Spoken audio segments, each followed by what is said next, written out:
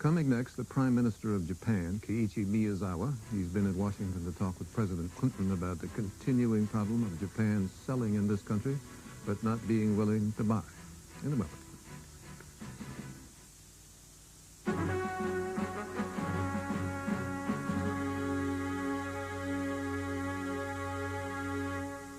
For decades now, a continuing disagreement, more or less peaceful, between Japan and the United States. The subject, trade. The fact the American market is wide open to Japanese goods, but the Japanese market is far from wide open to American goods. And a background report on this from Jack Smith. Jack? David, trade was the main issue when Prime Minister Miyazawa and President Clinton met late this week, and there was open disagreement. Let's not paper this over. There are some differences still between the Prime Minister and me about what kinds of agreements we should make. The meeting takes place against the backdrop of a trade deficit that is rising again. Japan is in a recession and buys less from the U.S., and a noticeably tougher line from the Clinton administration. In talks with Japanese officials, I said I thought we had to bring the trade deficit down. And at news conferences. The possibility of obtaining real even access to the Japanese market is somewhat remote. Prime Minister Miyazawa arrived in Washington bringing the promise that a new $116 billion package to jumpstart the Japanese economy will stimulate the demand for U.S. goods. Administration officials, though, are skeptical. When he visited Washington last year, the Prime Minister made a similar pledge. I'll examine the situation and undertake every possible means. It's part of what critics say is the Japanese preference for process, not results. They say, here's a new process we're going to go through. That doesn't get you anywhere. You have to get to a result. You have to say the goal is 20% of the market or 10% of the market. That is the Clinton approach. Specific commitments by Japan to buy specific U.S. goods, and U.S. officials point as a model to the 1986 semiconductor agreement, in which Japan agreed to allow foreigners 20% of its huge electronic chip market, a goal that was achieved just last month. It's an approach the Japanese, though, have rejected, and Miyazawa did again this week when he praised free trade, but added, This cannot be realized with managed trade, nor under the threat of unilateralism. The Japanese tend to blame trade problems on Americans for not working hard enough and for borrowing too much. There is a great deal of resentment. The Japanese feel that America has shifted the responsibility for its own economic mismanagement onto the shoulders of the Japanese. The situation is aggravated by the collapse of communism.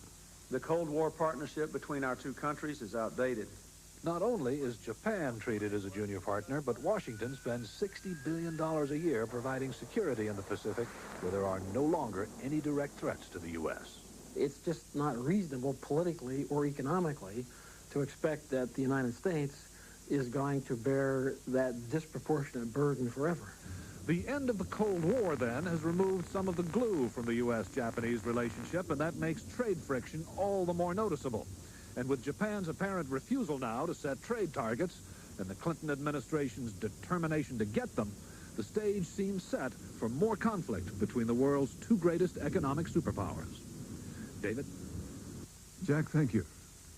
Here now in the studio with us is Prime Minister Miyazawa of Japan. Prime Minister, we thank you for coming. Pleased to have you with us. Now, Prime Minister, you had a meeting yesterday with President Clinton, and the reports coming out afterward were that neither of you accomplished a great deal. How would you put it? Well, primary purpose of my coming here is to get acquainted, get to know better with President Clinton, and I'm satisfied that I've been able to establish trust and friendship. That's most important to me. We did talk on trade matters, other matters as well, but I think we've been able to basically agree in what we should do, not immediately, not in a quick fix, but over a period of time.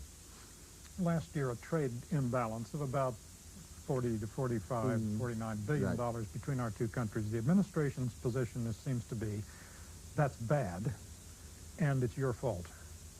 Is it bad, and whose fault is it? First, it's bad. I think Japanese government, I myself, is as embarrassed as your government, your president. We are all sort of embarrassing situation. Well, but it means we're buying lots of products and goods and services that you make, more than we're selling to you. Why should either side be embarrassed by that? Unless there is illicit protectionism involved. Yeah.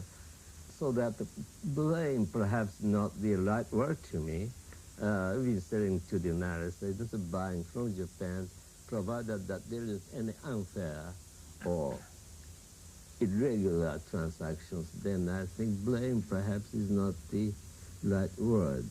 Although from economically speaking, this kind of lopsided balances cannot possibly last for, should not perhaps last for many years. You have ruled out as impermissible two particular approaches to changing this. One is managed trade, and the other is unilateral actions by one side or the other. Let's take first managed trade. The administration points as a great success to the semiconductor agreement whereby Japan agreed that 20% of its semiconductor market would go to foreign firms.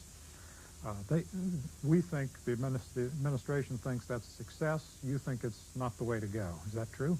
Well, I'm glad that President Clinton is not for quick fix, like managed trade or setting a target the way you understand we did in the semiconductor.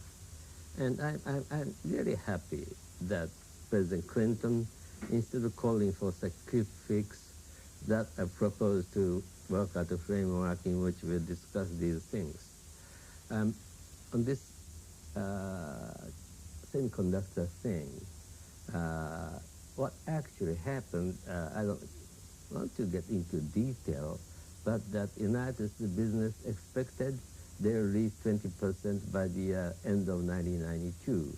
With Japanese business, yes, they would cooperate, but that insofar as the government is concerned, government recognizes the expectation of the United States and would be happy to see it realized. So there's a clear understanding, I think written, between the two governments. It's not a guarantee or promise. Mr. Prime Minister, this weekend the New York Times in an editorial said in the meeting with you and President Clinton, belligerence was close to the surface. Is that true? Are you nervous about the relationship with this new president? Not at all. We didn't mince words, but I developed my great admiration to your president. Perhaps that is the mutual. And the fact that security and military matters, which for so long were the prime issues bringing the United States and Japan together, are no longer at the top of the agenda. How does that affect your relations with the United States? Yes, perhaps the United States like the priority on economics with good reason. But that doesn't mean that this security matters, global responsibility is now really it's not lost now. Because just take the instances of Russia. Just early part of this week, we, Japan, shared the assistance to Russia meeting. But while they were there, once again, the economic issues came to the fore, and they criticized your country for its stimulus package, saying that it was too small and that it would not do enough to get the Japanese economy going to buy U.S. goods. When somebody here criticizes the $116 billion package, a small or nothing, then yes, it's really 7 times of the president is proposing to die. And that is a sizable amount of money. And how to spend the money, I think I know the best of anybody. So you can leave it to me. And do you think that President Clinton is ready to do that, to leave it to you? Oh, sure. Insofar as that amount of macro package is concerned, he had nothing to complain. Only he wanted to say that is the right direction, wanted to be the first step to be followed with subsequent measures. But yes, he does appreciate. Prime Minister, how does the United States reduce or eliminate its trade deficit with Japan? How do we do it? I wish I knew, Mr. Blinken. We've been doing, both our countries, in good faith, over a decade, how to do it. First, we had the Plaza Agreement. by which Japanese currency was evaluated just 100%. We had 242 when that agreement started. Now we have 113 today. And that, I think, is one result of cooperation. Then we started on this structural impediments initiative that is talking together as to the structural problems of each country, as well as sectoral approach that is on automobile or semiconductors or these specific matters. So I think, to the best of my knowledge, anybody's, we have, I think, been trying on this in good faith for over 10 years, well, but still the balance stays. Still around $40 billion. Right. So there's a way to go. Yes. George?